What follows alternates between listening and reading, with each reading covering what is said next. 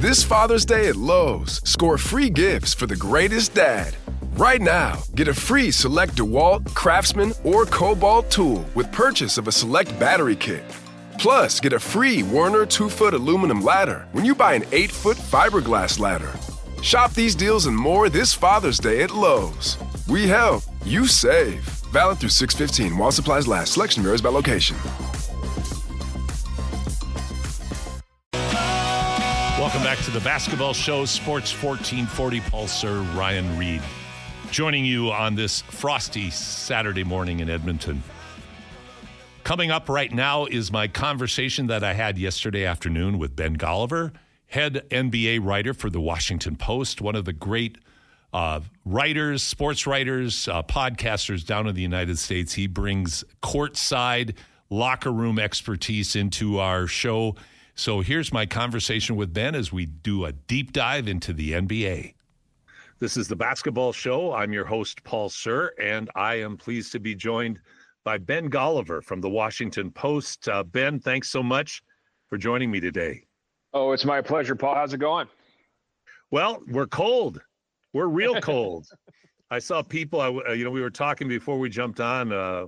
I'm a big tennis fan. My wife and I love tennis. We've gone to Indian Wells a bunch of times, but we've never had to bring our winter coats like the spectators have this year. But we're a whole different kind of cold up here. Yeah, here in LA, we had a weird winter. It was like no rain, nothing but sunshine for all of December, January, most of February. And it feels like we're getting all the rain and a little bit of a cool front here right now. But I guess once you hit March, the NCAA tournament's here and then the NBA playoffs are around the corner. So I think we could put up with a little rain here. I think you could put up with a little snow there. Am I right? You are 100% right. I don't feel it at all. It's definitely the most wonderful time of the year. And let's start out. Ben, this has been an unusual season in the NBA. I've kind of dubbed the term the surreal season because of a variety of things that have happened. I think if you look at the nuclear effect on the league, it's probably the one you would point to is starting with the Luka Doncic trade, and then all of the ripples that have followed that, all the way from Luka coming in, the Lakers really starting to gel, really starting to come together. People start talking about them as being a Western Conference threat, and then LeBron gets hurt. Let's start with the Lakers. You're in LA. Tell me about what you're seeing and hearing and feeling right now. Well, it's obviously a time of great excitement and promise with Luka. The fan base has immediately adopted him. I mean, he's already, I think, more popular than LeBron with the fans who show up at the games. There's always been a respect towards LeBron, but he came right after Kobe. And so I think there was still a little bit of distance there, Yeah. Kobe was obviously the favorite son. And I think Luka's got some Kobe-like personality elements to him, some fire on the court, some amazing shot making that the fans have just immediately gravitated to. And because he fell in their lap with this trade that nobody saw coming, it almost feels like it's Christmas every time he takes the court. And so the fans have just been super engaged and excited, and they're looking forward to when LeBron, comes back from this groin injury, because clearly the Lakers are not the same team without LeBron. In terms of this being such an unusual season, though, it's funny, coming into the year, one of the main talking points was parity. We haven't had a back-to-back champion since the Golden State Warriors with Kevin Durant. The Celtics were an amazing champion last year, but they didn't really add anything over the summer. Were they going to be able to kind of, have a robust title defense? I think most people expected they would be able to. But I think when you look at Oklahoma City and Cleveland, they kind of ruined this idea of parity. Like everybody thought it was going to be, a very deep class of teams that could potentially win the championship. And you have two small market teams in Oklahoma City and Cleveland who basically just can't lose. They're just rolling off these unbelievable winning streaks all season long. And I think that actually, kind of contributed to some thinking all the way around the league. I think number one, you have Dallas deciding to trade Luka, presumably because they're trying to improve their title chances and they feel like they're falling behind Oklahoma City, or they feel like they're falling further behind Boston, who they lost to in the playoffs. I think you also saw a number of teams sell off at the trade deadline. I could go down the whole list, but you've got the Miami Heat with Jimmy Butler, the Chicago Bulls with Zach LaVine, the Sacramento Kings with De'Aaron Fox. There was a lot of sellers at this year's trade deadline because I think a lot of those teams that came into the season maybe hoping that they would have a chance, or maybe we could do something in the play-in tournament. They're thinking, why do we want to be the 8th seed in the play-in tournament? We're just going to get destroyed by Cleveland. What's the point, right? Let's play for draft picks. Let's play for ping pong balls. And I think that's one of the big storylines right now here coming down the stretch of this season. You're seeing a lot of guys get shut down with injuries so that they can start tanking for Cooper Flag. De'Aaron Fox is going to have season-ending surgery. Paul George is now potentially going to be held out of these games. Joel Embiid has already been shut down. The list goes on. There's a lot of players, across the league who are kind of into that shutdown mode. The Utah Jazz got fined for shutting down Lauri Markkanen, who apparently isn't even injured, right? So I think this idea of parity got turned on its head, and we got some really, really strong teams at the top, and everybody else was like, hey, let's play for next year. Maybe we can get Cooper Flag from Duke, and it's going to turn our fortunes around. And so I think that, to me, has been one of the biggest unexpected turns from this season. You know what, Ben? You just ruined every question I was going to ask you. I literally was looking at my notes going, okay, that was next. But I couldn't agree with you more. Yes, the Luka trade, the Jimmy Butler trade, which has just been, I think, surprisingly effective for Golden State. Yeah, those are big flash news stories. And the excitement in LA, LeBron's injury, the Lakers, of course, understandably struggling a bit. That's all well and good. But the Cleveland OKC emergence and the way they're beating people, like the most recent win. I mean, well, Cleveland hasn't lost since the All-Star break. OKC, yeah. OKC goes into Boston and just handles the Celtics. They had literally no answers. And both, I mean, you can say, well, Porzingis wasn't there. Yeah, but Williams wasn't there for OKC. So both were missing a significant starter. But yet they are the story of this year. So here's the question everybody asks. Both are very young. Both are extremely talented, having historic seasons. Can they, over a 7-game series against a top team in the East and the West, what do you project? Like if you had your crystal ball out right now, Ben, what would you project into Cleveland and OKC's ability to get through the Eastern and Western conferences and meet in the finals?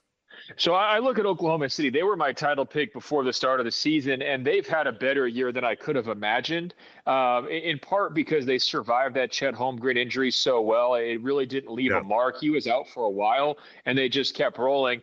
And then they've got Isaiah Hartenstein, who I think they're 39-6 when he plays, just an incredible record. So that was an amazing offseason pickup to kind of fortify their biggest weakness from last year, which was inside, right? They were just a little bit too thin, too small inside. If you're looking at playoff matchups, that was a way you could potentially exploit them. I think Oklahoma City will win the Western Conference. I don't want to say playoff experience is overrated or not a big deal. It obviously is. But I think as analysts, we tend to have a little bias towards things that we've seen happen before. It was a critical flaw last year when people were assessing the Celtics. The Celtics were incredible all season long. They rolled through the playoffs. Nobody even challenged them. They won the championship. And still right down to the very end, people were saying, well, Boston chokes every time, so they're not going to be able to do it. I don't trust them. Well, it's like sometimes you got to update your priors a little bit. You got to challenge your biases and say, hey, this is a better version than of the teams that we've seen in the past. They have all the necessary ingredients to be a championship team. Just because they haven't done it before doesn't mean they can't do it this time. And it was the same thing for the Denver Nuggets and the Milwaukee Bucks in recent years, teams that won their first championships, sometimes in franchise history, and no one thought they could do it just because they'd never done it before. So I put Oklahoma City in that category. I mean, this is a really young group, but they play much more mature than their age.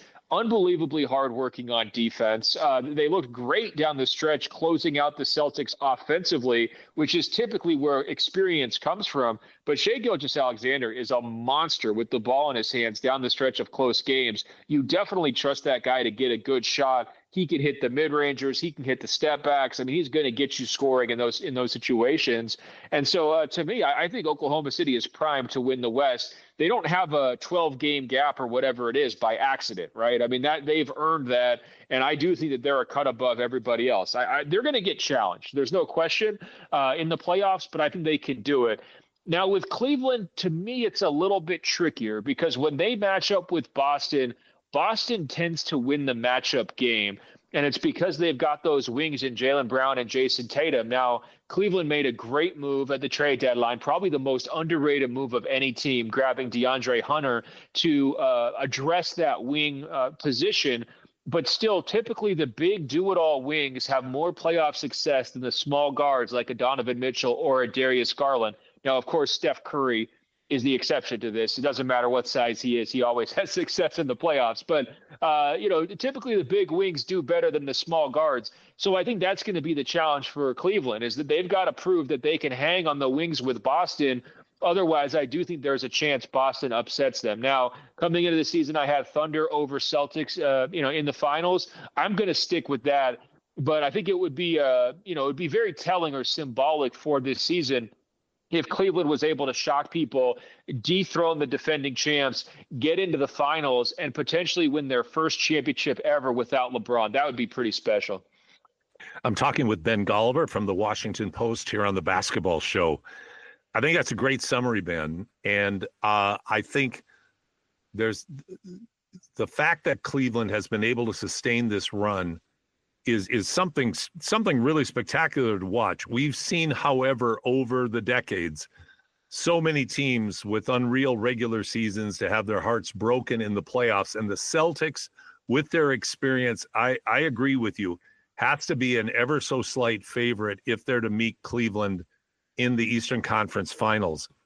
I'm going to throw another matchup out to you because I've been surprised, and they're not OKC good, in my opinion. But the win that the Golden State Warriors had last night over the Sacramento Kings, and the Sacramento Kings are not world beaters, but the Levine trade, they've been a bit better than they were certainly before, and they're missing Sabonis, which they really miss. But last night, the win by Golden State with Jimmy Butler in single digits in scoring and Steph Curry not having a Steph Curry night at all, really struggling. They had balanced scoring. And again, I get that you really have to temper this because they're playing against a middle of the road competitor. But the winning culture seems to be really taking hold in Golden State. And there is a confidence that certainly didn't exist before Jimmy Butler arrived. Could the Golden State Warriors pose any kind of a threat to OKC? I think it's possible. They've got to be in this conversation. They're going to have a tough, challenging road, though. That was, as you pointed out, the Kings without Sabonis really aren't the Kings, right? So right. Some people would say, oh, don't get so excited about that win.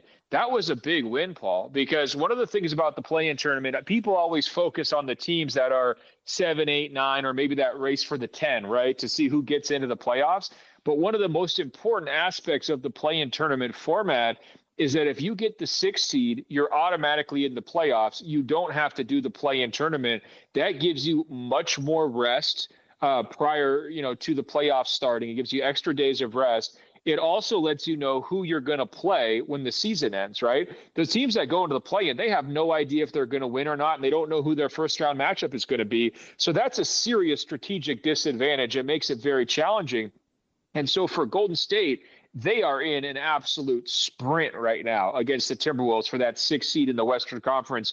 Neither one of those teams seemingly can lose a game. They're both playing great basketball. Golden State, like you said, they've really incorporated Jimmy Butler well into their culture, and it's just been, a perfect fit. And they're just, basically can't lose a game. And same thing for Minnesota, where they're finally getting healthy. Julius Randle's playing a little bit better, fitting in a little bit better, and now they're off to the races. So to me, over the next month, that's one of the biggest things to track here. Minnesota or Golden State. Who gets that 6th seed? And the interesting part about it is, we only know the 1 seed in the Western Conference. That's Oklahoma City. We don't know who 2, 3, 4, and 5 are going to be. We have no idea. So getting that 6th seed will be a reward for Golden State, or Minnesota, because they know they're going to be in the playoffs. But they might not know who they actually play in the first round until the very final day of the regular season. So it's going to be something we got to track very carefully here over the next month. It's really interesting as we look at this unfold with both teams that you just discussed having this unbelievable run right now, because in both cases, they've struggled so mightily through the year. Now, preseason, Minnesota makes the move to send Karl Anthony Towns to the Knicks. They bring over Randall and DiVincenzo. Between injuries and just chemistry issues, the Wolves really are hot and cold, up and down. Golden State injuries, same sort of thing. They really weren't themselves. And then getting healthy in Minnesota, the addition of Butler in Golden State, and what really impressed me in Golden State was it was like the switch literally flipped as soon as Butler walked on the court, and all of a sudden they're good, and they're not only good, they're beating some good teams, and they're playing well doing it, all while, of course, Steph Curry continues to just do unbelievable things, including his 4,000th three-pointer. I don't know if that's a Stockton statistic that won't be touched or not, but anyway, but it is fascinating. The team that's interesting to me among all of the interesting teams is Denver.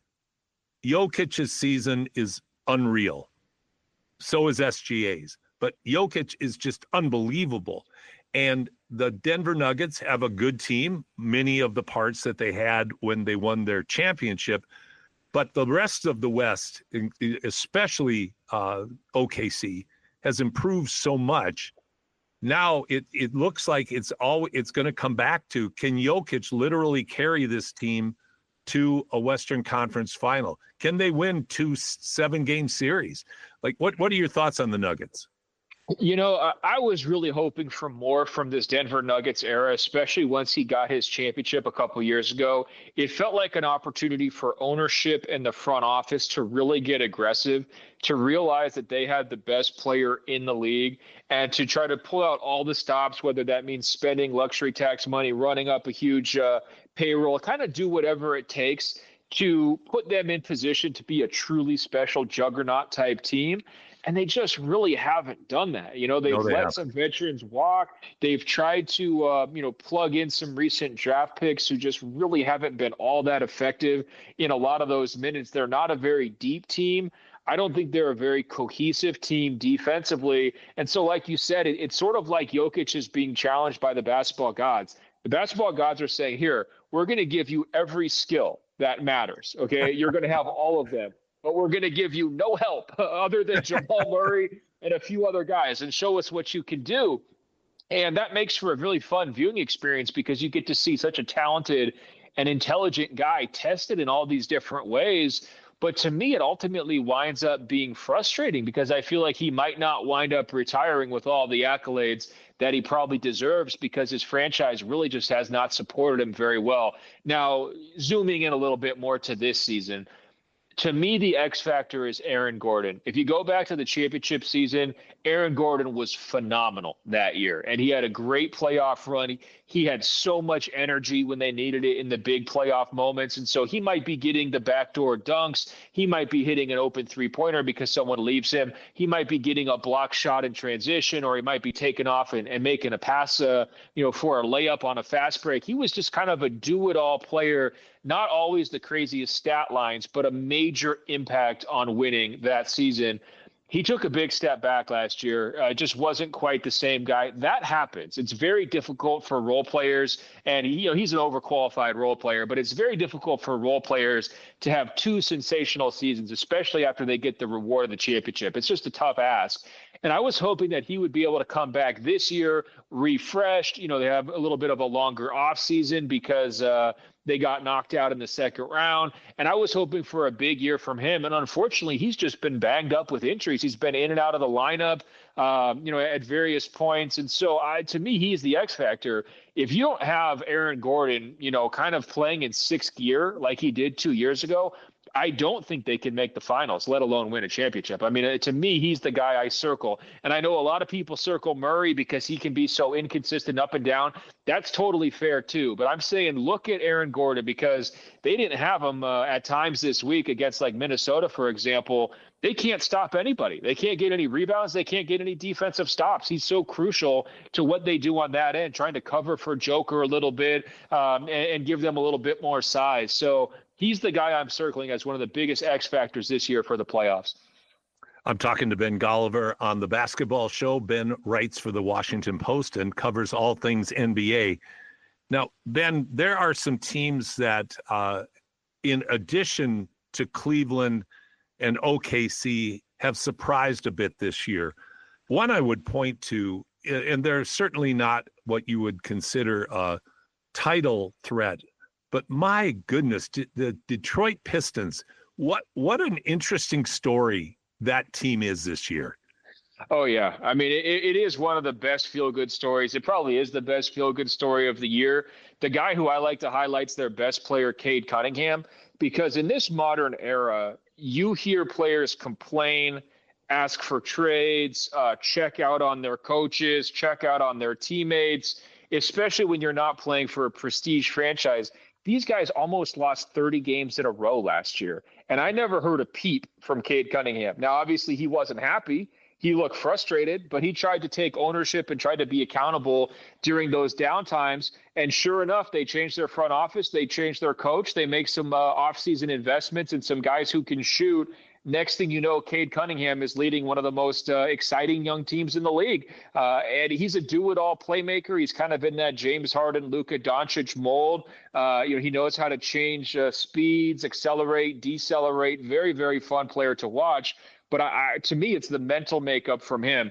I don't know how I would have handled almost losing 30 games in a row. I might have checked out. It's like, put yourself in that situation. That's months of agony. Most people would not have been able to keep a level head. And it really could have left a long-standing damage on his career. I mean, remember back when the Sixers were in the process years and those guys were just losing game after game after game. A lot of those players kind of like never recovered from that, right? So lots of fortitude from Cade. I love to see it. The other interesting thing, though, here, this Eastern Conference has been very strange this year because Detroit's right now in the 6th seed. They're comfortably going to make the playoffs. They've got themselves a little bit of a gap over the 7th seed, so they're sitting very pretty. But there's only 6 teams in the entire conference above 500, right? And so it lets you know that, like, hey, if a couple things go right during the offseason, you could be one of the worst teams in the Eastern Conference. And if you could just get yourself to average, right, or slightly above average, all of a sudden your entire world changes. So I think Detroit could be a model. You look at teams like, say, Toronto or Brooklyn or Charlotte that have some young pieces, haven't really been able to put it together. They just need some better luck. Something needs to go their way. I think they should be looking at Detroit and saying, hey, not all hope is lost here, okay? There are brighter days ahead. Maybe we can find, our own turnaround story next season. I was thinking I'm going to jump back and then come back to the point you just made. I was thinking I could cut and paste the way you described Aaron Gordon and apply that to Andrew Wiggins. I could just take Aaron's name out after and put Andrews in after the Golden State Warriors surprised everybody a couple of years ago and won the championship. Andrew had such a great year and then just evaporated and just became less and less of a factor. And he's been virtually no impact down in Miami where they just look like they're tanking. So, but going back to your point about Cade Cunningham, what I loved about what you commented on, Ben, was his attitude going through, like you said, how many players, I guess, in any era. Right after this question. Because I remember the 9 and 73 Philadelphia 76ers back in the 70s. When you're losing like that, hard not to check out no matter how many zeros are on your paycheck. But do teams like, and I'll point to the Toronto Raptors, do the Raptors have a couple of players of that kind of character that they can really build a foundation on. Is Scotty Barnes, for instance, that kind of player in your estimation? We're going to find out the answer to my question about Scotty Barnes and the Toronto Raptors after we take this break. You're listening to the Basketball Show on Sports 1440. We'll come right back after the break and go into the rest of Ben's interview. Wow. Johnny Walker wisdom running high.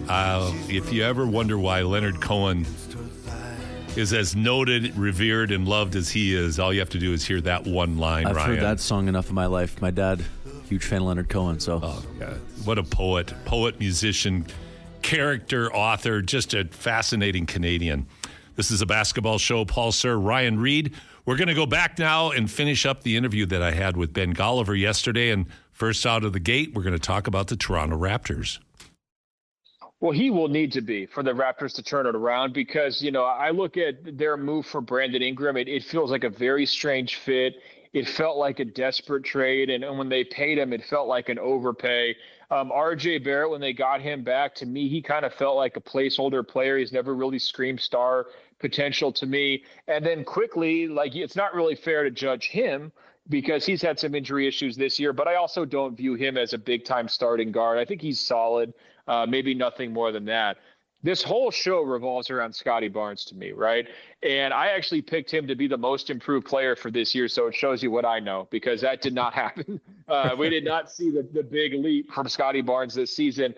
I'm not willing to give up yet. He's got amazing size. His combination of size, strength, and just fluidity in terms of being able to handle the ball a little bit, that's pretty rare. And I'm not sure he's the world's greatest point forward type, but I think he could probably make it work if they can find the right combinations around him. And so I'm just hoping that as he continues to mature, maybe that breakout will come next season, and that could be a game changer for Toronto. Because like we just said, if he breaks out and has an amazing season, you could be above 500. Now all of a sudden you're in the play-in picture easily in the Eastern Conference. And so they've got to do whatever they can to kind of poke and prod and encourage him to get to that next level, because I think right now they've got so much tied up in him in terms of how they've built this franchise.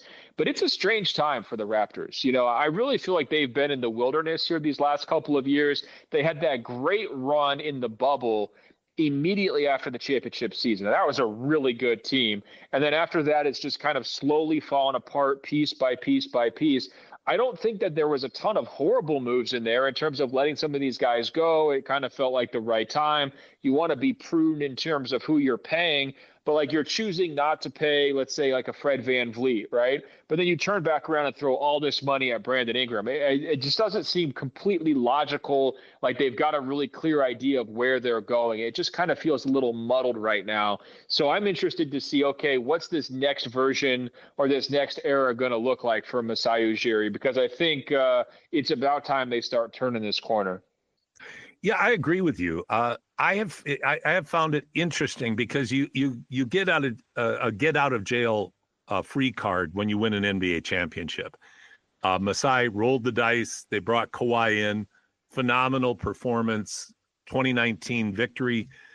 Great follow-up year, as you point out. But boy, since then, it has oftentimes felt like, I think, to Canadian fans, where's Masai Ujiri's heart right now? But he's involved in so many noble causes, but sometimes you felt like we had a humanitarian, not a GM, not a guy that was completely and totally focused on the success within the Raptors. And then some of these moves happened, whether it was for Siakam, and now, like you said, with Ingram, it just doesn't quite add up. And so, yeah, it's going to be interesting. And that was kind of the gist and direction of my question. Detroit made a commitment to a new direction. I don't get the sense from the Raptors that they're ready to do that they're going to ride with Masai and keep going until this process succeeds. The question is, will this process succeed when you're starting to pay another long athletic forward like Ingram, who resembles a lot of the other players that they have on this team? Yeah, totally. I mean, when you look at Detroit, I felt like their front office was actually about 10 to 15 years behind the time. You just look at the kind of players they were targeting. It was always bigs who couldn't shoot, which is like the least valuable archetype that you could get there, right? It's like if Marvin Bagley was out there, they're going to collect every possible big like that and give those guys a shot. And so it almost felt like they were doomed before they even started, right, with that front office. And I felt like it was overdue for Detroit to clean house, and I was glad they did. They also had a coach in Monty Williams who had a lot of stuff going on in his personal life in terms of, unfortunately his wife died tragically. He's trying to raise the children. And, it wasn't clear to me if he was completely invested in that operation. And certainly there's people who question that. To see the turnaround so quickly under J.B. Bickerstaff, probably some of Monty's critics are sitting around saying, you know what, we were right. So I think that the franchise change there made a lot of sense in Detroit, and it was overdue. Now with Masai, he's famous for that Kawhi trade, which you said kind of makes him bulletproof, right? Like that buys him a lot of goodwill with everybody. But if you go back before that, what was the strength for the Raptors in terms of how they built up that roster? It was nailing draft picks, right? And it was like finding diamonds in the rough, whether it's Pascal Siakam, OG Anunoby, Fred VanVleet. And so that's really, to me, for Masai, like, this is a big draft for Toronto. Like, they're going to have a good pick. They need to nail it. And they kind of need to get back into that mentality of, like, cultivating young talent, developing young talent. Because, I look at this Brandon Ingram move and, again, he's just not that good, right? Like, he's not a top 25 player. He's getting paid this huge sum. There are other guys who they've gotten recently. I haven't seen a ton of growth from like an RJ Barrett really. And Barnes, as I said earlier, has been a little bit of disappointing. So, I don't know if it's time for Toronto to change their front office, because we have seen a lot more successful picks and obviously some amazing trades from this group. But there is an element of what have you done for me lately, and can we get back to the good times, right? I think that's probably what people are hoping for from Masai. As we head into the stretch run on the basketball show, I'm talking with Mr. Ben Golliver from the Washington Post. And Ben, along with Golden State, I want to go back to the discussion we were having about Golden State and Minnesota in a real dogfight. Maybe pick a couple of other teams that you're real interested in watching how they perform down the stretch run, not even necessarily for playoff positioning, but maybe even for playoff preparation, to see if they can peak at the right time and really be a threat to win one or two series. Well, when I look at the Western Conference landscape, I actually think it's kind of a 7-team conference right now. I look at like the Clippers, the Kings, the Mavericks, and the Suns maybe could sneak in, but probably won't because they've been such a disappointment. So I kind of write all those teams off. Whichever one of those teams gets the 8th seed, they're going to have to play the Thunder, and the Thunder are going to just take care of business really quick, right? So I shift more of my focus to the middle of that Western Conference standings. I'm talking about that 2, 3, 4, 5 with Memphis, Denver, the Lakers, and the Rockets. And, obviously the Lakers, I think they have more questions than any of those 4 teams, because they're the ones who are trying to build chemistry and rapport between Luka and LeBron. They're trying to do it on a short timeline, and now they're trying to do it with LeBron nursing this groin injury. This formula only works. The 2-star formula will only work if you have both stars out there playing great and making each other better. They've done that in flashes, right? But they've also lost 3 games in a row because they haven't had LeBron on the court. And I think that's one of the biggest questions going in this postseason. Does LeBron have enough left in the tank to get it done? You go back to these last couple of playoffs, Joker has handily outplayed LeBron. And most of the focus goes on Joker versus Anthony Davis because they're more natural positional rivals, right? But if you're just saying who's the best player in the series, from about 2008 until I would say probably about 2021, LeBron was like the best player in any playoff series that he played in, almost without exception, right? I mean, that was his talent level. Now, you could nitpick and say, okay, well, when Dallas beat him, he didn't show up. Fair enough, in the finals back in 2011. There are a few exceptions. But he was never at such a disadvantage to the other team's best player these last couple of years that I've seen personally. I mean, I just thought Joker was that much better than him. You look at when the Lakers played the Celtics recently, I thought LeBron looked a little bit old even before he got injured. I mean, Tatum and Brown are being athletic. They're flying all over the court. They're trying to send a message. They're playing huge minutes kind of to get a statement win. And LeBron couldn't keep up. The Lakers couldn't keep up. So I think that's one thing you've got to look at when you're looking at these first round matchups. If they draw, say, the Houston Rockets, right, that's a pretty favorable matchup for the Lakers because Houston doesn't have a ton of great shooters. So they can kind of sit back in their defense, maybe conserve their energy a little bit. And then you trust that Luka and LeBron are going to be able to out-execute the Rockets, who have had some real late-game issues this season in terms of who gets the ball, who can create a good shot. I kind of like the Lakers in that matchup. But it could also shake out that the Lakers get the Nuggets again, right? And so now you've got this team that you're throwing together with duct tape, 2 months before the playoffs start, going against Joker again. That could be a real problem, right? That could be a real issue. We talked about some of Denver's flaws, but they still got the best player on the court in that series.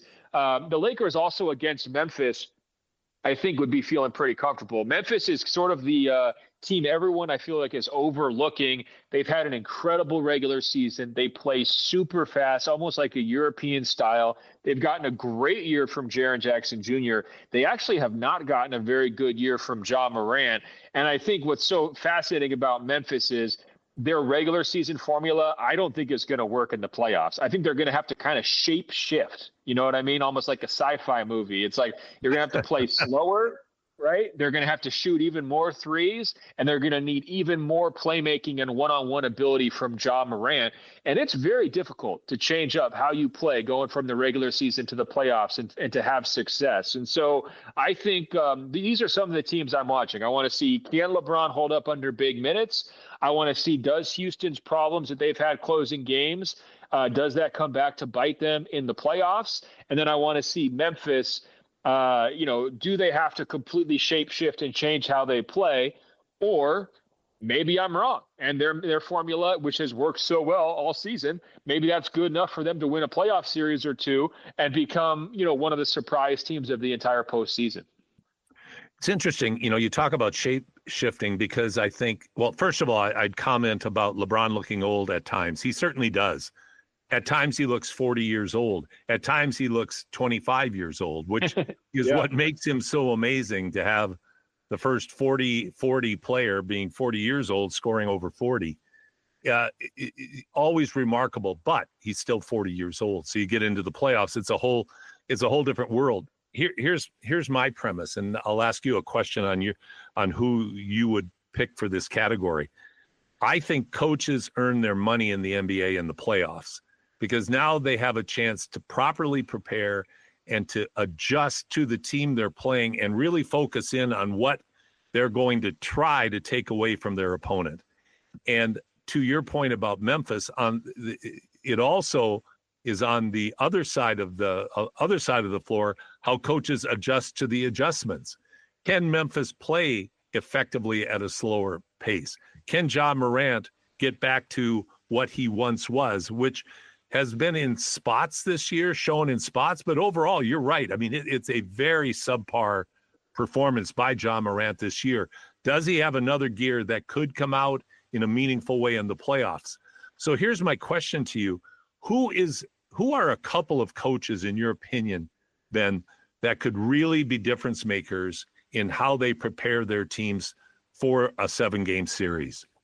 Well, it's a great question. The first thing that I would do is I would tweak the answer slightly by saying which teams have the most versatility to allow their coaches to make the most adjustments, right? That's a great adjustment. You bet. Because sometimes you could have a brilliant coach, but it's like, if you have a very top-heavy roster, if you don't have a lot of depth, if you don't have guys who you can count on, you're not going to be able to make the adjustments. A perfect example there would be the New York Knicks. Do we think Tom Thibodeau is going to adjust a single thing? It's like, no. Nope. Like, Tibbs just does it his way. He plays like 6 guys.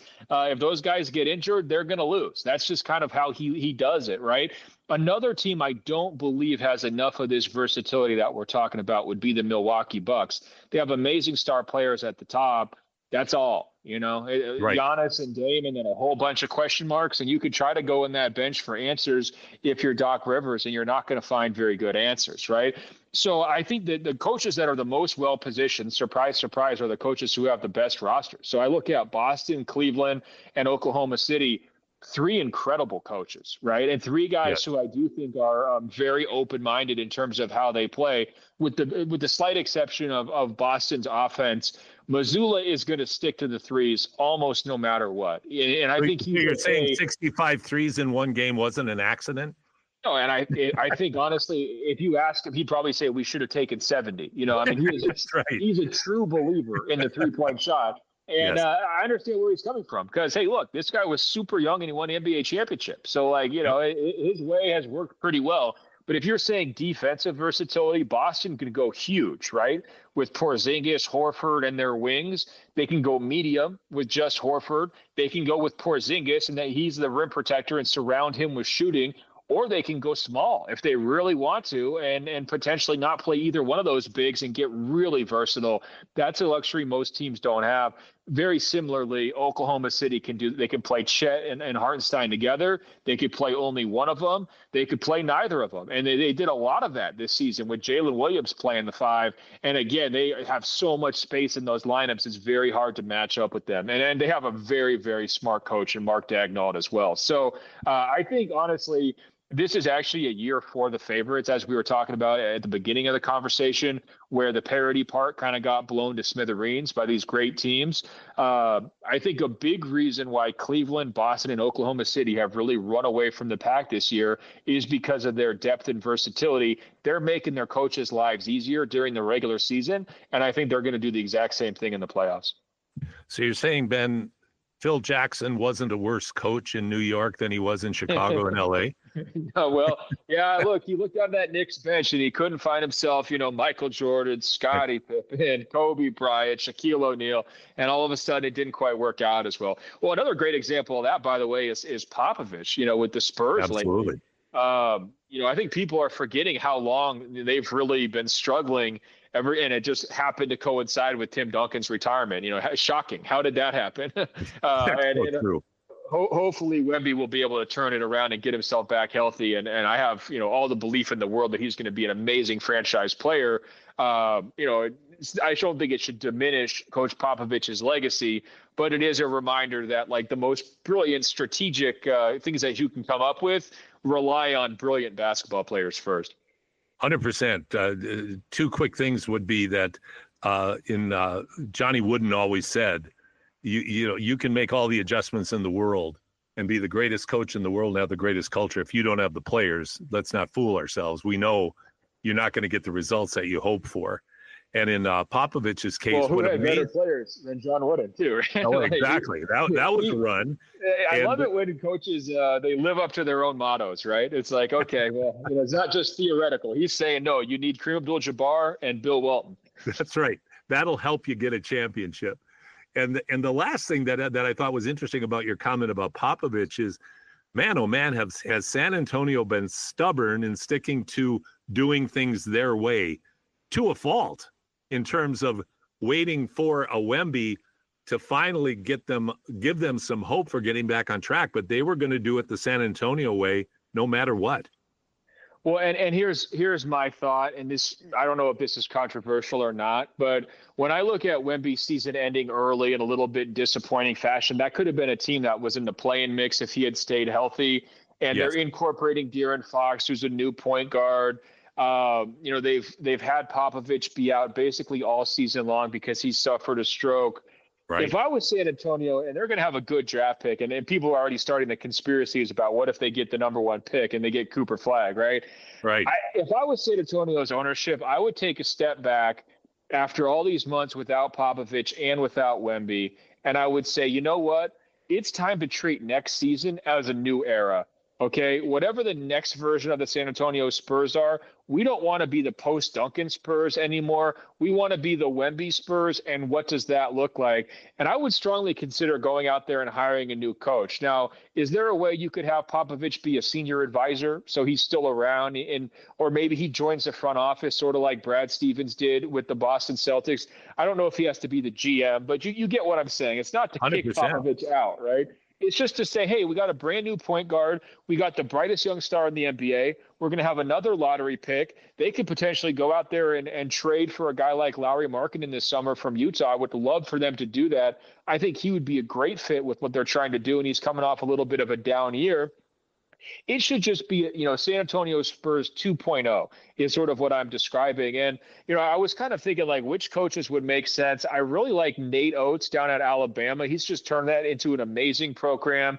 Former high school coach. He's just kind of really been a grinder, forward thinking type of guy. That would be one coach I would consider, because I do think if you're trying to hire Popovich's successor, that's a challenging deal. And you want a guy who's young enough, who can connect to players, but who could also have a nice long run of his own, right? You don't need to hire a guy who's going to be there for 25 years and win 5 championships. It's never going to happen, right? But you do want to hire someone who can step in and have enough authority and say, hey, I can be here for 10 years and I'm going to be the new face of this thing. And so I wonder if it's the right time for San Antonio. We'll see how that shakes out. But if it was up to me, if anybody cared, I would say now's the time to do it. Seems logical, and I would just say that would fit very much into your comments on what Detroit did. Is it was time for a radical change and a shakeup, and maybe I would agree with you, Ben. It certainly seems like it's that time in San Antonio. Ben, thank you so much for your the generous amount of time you've shared with me today. So much fun as always. Looking forward to March Madness, as I know you are, and really looking forward to this stretch run in the NBA. Oh, I can't wait. Best time of year, Paul. Always great to chat, and we'll talk soon. Looking forward to it. Ben Golliver, Washington Post. Got to take the time and read this man because nobody summarizes it better than Ben. Thanks so much, Ben. Yep, my pleasure. Great interview with Ben Golliver. Really appreciate the opportunity to talk with him, and he's so generous with his time and knowledge. My gosh, I just feel like every time we have a chance to share Ben's insights, that everybody who listens is a lot smarter about what's going on in the NBA. Ryan, where did we end up on the poll numbers? 1 second to pull that up. Yep. Yeah, so it was about the surprising team in the NBA, and that the surprising team in the NBA will go furthest in the playoffs. The Grizzlies did pull it out, but no, they didn't. They tied. The Knicks came back and tied them up at 37.5% of the vote. A little comeback for the Knicks. I don't know. That'll be a tough one. The East feels like very top-heavy, but I guess the Knicks are a part of the top-heavy group. Well, Ben made a great point of that. I mean, the drop-off in the East is substantial, but the top group is very tough. And you know what? Maybe this will be the year Karl Anthony Towns figures it out. But the Knicks' success all hinges on the rehabilitation of Jalen Brunson's ankle. That is what it depends on. Great show. Thanks so much, everybody, for listening today. Really appreciate it. Next week, we'll be bringing back more of the madness. The madness will be well underway. Watch what's going on right now. Great game going on right now between Tennessee and Auburn. Lots of good basketball. Will it be the Sweet 16 when we're back next week? No. That'll be the opening round. Will the first 2 rounds be over yet?